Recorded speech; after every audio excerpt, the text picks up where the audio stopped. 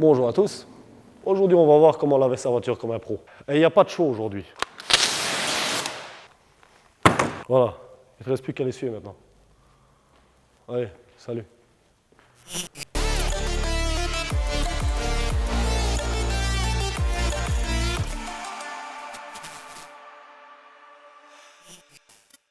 Aujourd'hui, on va voir directement les procédures de lavage et je ne vais pas m'attarder sur la théorie de la marque des produits, quels produits, mais on va plutôt voir la pratique et quels produits utiliser pour les jantes, quels produits utiliser pour la carrosserie, pour les vitres, etc. Les produits que je vais utiliser sont de certaines marques différentes et je ne fais pas de placement de produits, je ne suis pas payé par ces marques et personne ne me paye pour ça. Nous achetons nos propres produits. L'une des choses les plus importantes avant de laver la carrosserie, c'est le pré-lavage. Pourquoi? Pour essayer de décontaminer un maximum avant de passer au lavage mécanique à la main. Le pré-lavage se fait tout d'abord par les jantes, passage de porte, compartiment réservoir. L'un des produits de base pour laver une jante, c'est un décontaminateur ferreux. Le produit pour décontaminer la jante, je pense que la grande partie a vu ce que c'est. Lorsque le produit il est laissé pendant 1 minute, 1 minute et demie, 2 minutes, 3 minutes, ça dépend si vous êtes à l'intérieur ou à l'extérieur. Pourquoi? À l'extérieur, il y a plus de vent, soleil, chaleur. Et même en hiver, il va beaucoup plus vite s'évaporer qu'à l'intérieur, s'évaporer ou sécher tout simplement. Chaque produit qu'on utilise, que ce soit pour les jantes ou la carrosserie, il ne faut jamais les laisser sécher.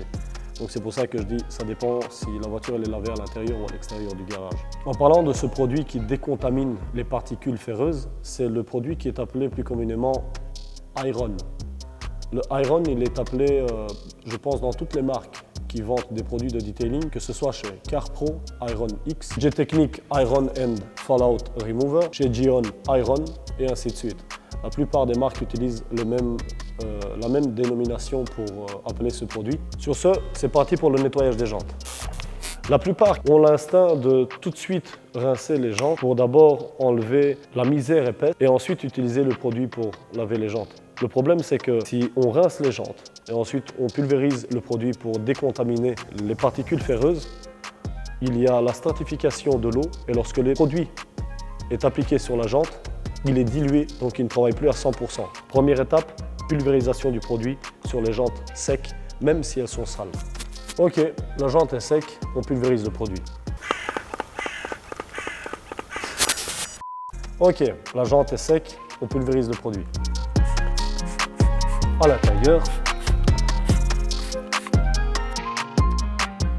on a oublié les gants.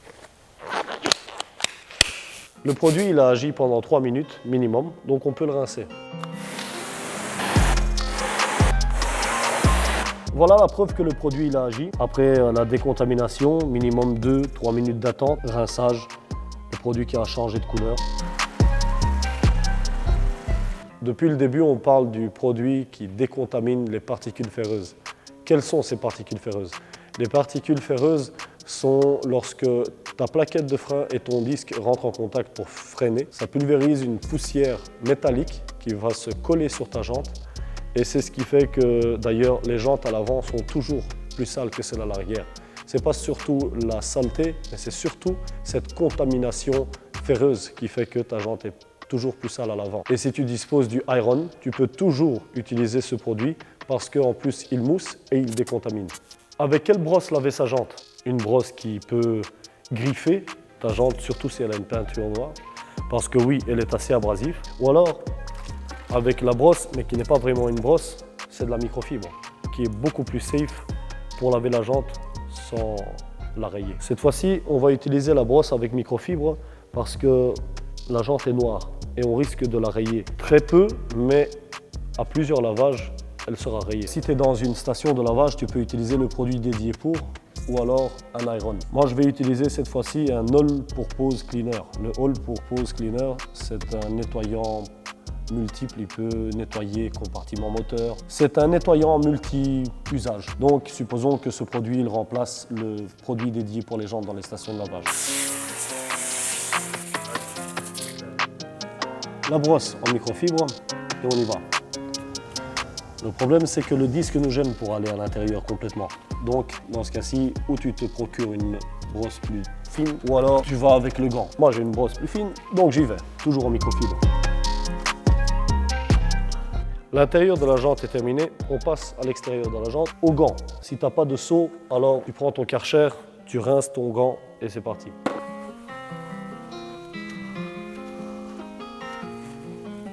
Si tu as un pinceau pour laver l'emplacement des goujons au boulon, c'est bien. Sinon, tu te démerdes avec ton gant.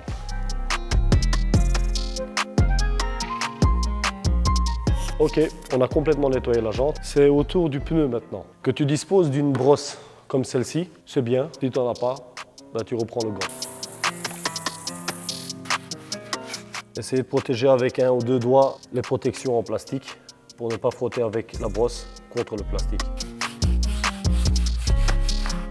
Vous ne pourrez jamais bien laver sur la partie inférieure comme sur la partie extérieure. Également pour le passage au niveau des étriers. Donc vous êtes obligé d'avancer le véhicule pour bien laver cette partie-ci et la partie qui n'est pas accessible. On peut les rincer.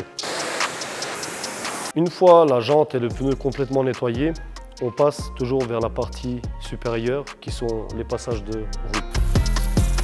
Il nous faut une brosse plus ou moins rigide. Essayez un minimum de faire des mouvements bas et haut, sinon le manche de votre brosse risque de chauffer et au fur et à mesure du temps, il va casser. Passage de roue fini, on peut les rincer à leur tour. Seconde étape pour le pré-lavage, le passage des portes équipes de ton gant et du produit de nettoyage à multi-usage. On y va. Essaye de passer derrière l'anneau et là on pulvérise du produit. Tu vois un maximum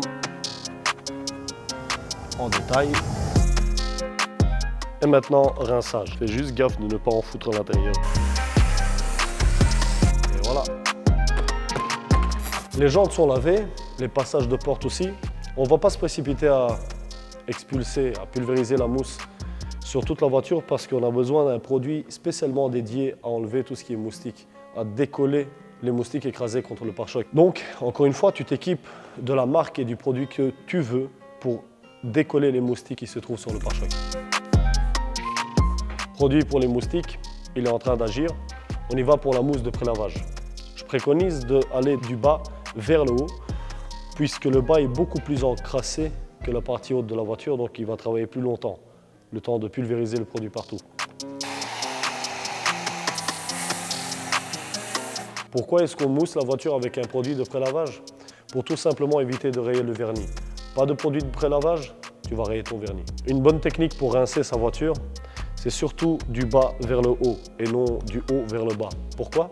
Si tu rinces du haut vers le bas, toute ta mousse va tout simplement couler au long de la voiture. Donc automatiquement, tu ne verras plus où tu as rincé. Et tu vas tout simplement, c'est comme si tu viens avec un seau d'eau, tu jettes sur la voiture, la mousse coule.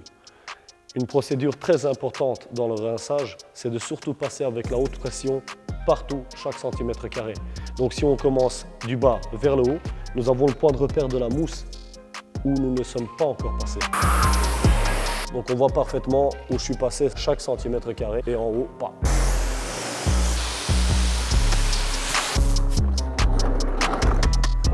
La technique des 2 seaux, pour ceux qui ne connaissent pas, on va expliquer ce que c'est et pourquoi on a besoin des 2 seaux. Et pour ceux qui connaissent ou d'autres qui ne sont pas d'accord, on va l'expliquer aussi pourquoi elle est nécessaire. Le premier seau, de l'eau claire. Deuxième seau, du shampoing.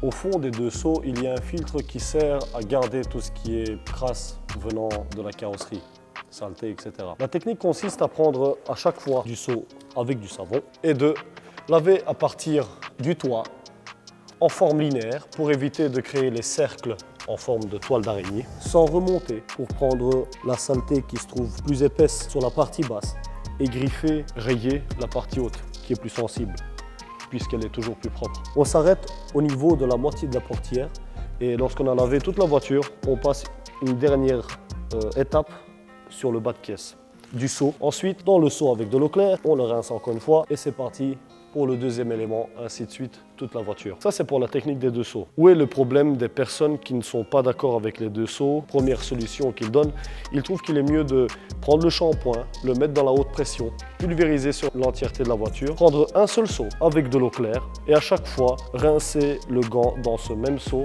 et recommencer du haut vers le bas jusqu'à terminer la voiture. Premier problème à cette technique, c'est qu'ils n'ont pas le temps de laver toute la voiture sans que le shampoing sèche. S'il y a une règle de base dans le detailing, c'est que n'importe quel produit n'a pas le droit de sécher parce qu'il risque de laisser des traces, des marques. Deuxième problème, deuxième argument avec lequel ils viennent, c'est que le seau avec de l'eau claire, il se remplit complètement de shampoing, du seau avec le shampoing. Donc ils disent ça ne sert à rien.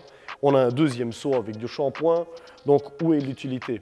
L'utilité est que le seau, qu'il se remplisse avec du shampoing ou pas, il reste avec de l'eau sale. Le seau avec le shampoing, il est toujours propre. Moi, je préfère travailler avec un seau qui a toujours de l'eau propre et ne pas rayer mon vernis, à la place de travailler avec un seul seau où l'eau est complètement dégueulasse et à chaque fois rayer le vernis du haut vers le bas. En fait, sa technique de forme linéaire et de partie supérieure jusqu'à partie inférieure ne sert plus à rien. Pourquoi? Puisque l'eau qu'ils ont dans le seau est complètement sale. Premièrement, shampoing pulvérisé, il sèche trop vite. Deuxièmement, que le seau avec de l'eau de rinçage, l'eau claire, devienne complètement savonneuse. Où est le problème? Puisque même si elle devient savonneuse, l'eau reste toujours sale dedans. Elle ne devient pas pour autant plus propre. Et en plus, on a un meilleur effet d'hydrophobicité, un meilleur effet de lubrifiant. Le gant glissera toujours sur la carrosserie, sur le vernis, et il évitera un maximum de rayer le vernis. Il pourrait dire peut-être qu'il pulvérise le shampoing élément par élément pour éviter que le shampoing sèche. Et ensuite, à chaque fois rincer.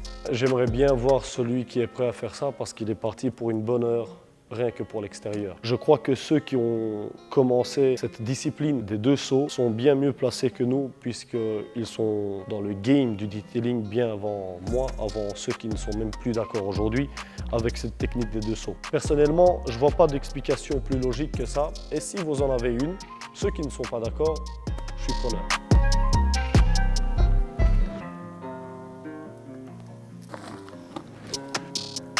Pour le pare-choc, évitez un maximum de vous poser avec la main sur le capot ou peu importe quel élément de la voiture parce que vous risquez malheureusement de la rayer. Mettez la main droite sur la jambe droite et vous y allez. Calandre, compartiment plus serré. Je préfère habiller le gant et j'y vais dans tous les recoins. Le pinceau. On revient sur le pinceau comme dans la première vidéo, le detailing et les archéologues. On pourrait utiliser le pinceau ici pour nettoyer la calandre. Pourquoi est-ce que je suis passé avec le gant? La calandre, elle est en piano black. En tout cas, cette matière noire brillante. Et le pinceau, il a tendance à griffer. Je ferai une vidéo spécialement pour prouver que le pinceau, il est abrasif. Peu importe sa dureté ou sa douceur. Où est-ce qu'on pourrait l'utiliser cette fois-ci, le pinceau? On a la calandre basse qui est en plastique complètement, donc qui est beaucoup plus dure et la surface elle n'est pas complètement brillante pour qu'elle se ramasse des rayures et qu'elle soit visible surtout. Et vous me direz peut-être oui, mais sur la calandre avant non plus. Malheureusement, il y en a tellement qui se sont amusés avec le pinceau qu'aujourd'hui la calandre elle ressemble à plus rien. Ici, si j'utiliserais le pinceau, ce serait pour tout simplement nettoyer les contours des phares ou bien le contour de la calandre. Supposons qu'elle a roulé 500 km sur autoroute, elle est complètement imbibée de moustiques qui se sont écrasés contre. Je prends mon pinceau, je l'écrase tout simplement et je passe dans les nervures ici. Pour le rinçage final, il n'y a pas forcément de technique. On rince du haut vers le bas. Ce qu'il nous reste à faire maintenant, c'est l'essuyage ou souffler tout simplement. Voilà pour la vidéo du lavage de sa voiture. Ça me tenait à cœur d'expliquer la technique des deux seaux et on se voit dans la nouvelle vidéo qui présentera les produits avec lesquels je travaille. Il n'y a pas de placement de produit encore une fois, je ne fais de la publicité à personne. J'ai choisi ces produits, cette marque, comme peut-être on le voit sur mon t-shirt, parce que ça me convient le mieux. Il y a énormément de marques sur le marché et je tiens à préciser qu'il n'y a pas de mauvais produits. Tous les produits sont très bons.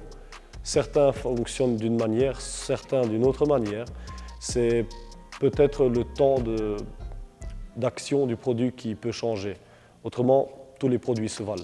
Sur ce, je vous dis à très bientôt et n'oubliez pas, les détails font la perfection. La perfection n'est pas un détail.